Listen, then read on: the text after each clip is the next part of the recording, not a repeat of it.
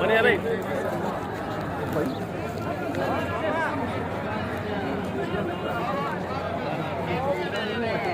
İbadetlerimizi kabul eyle.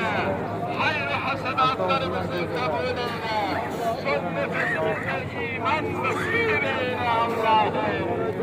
Ya Rabbel Alemin. Ya Allah, Ya Rab Hamd. Hazreti Adem ile Hazreti Havva.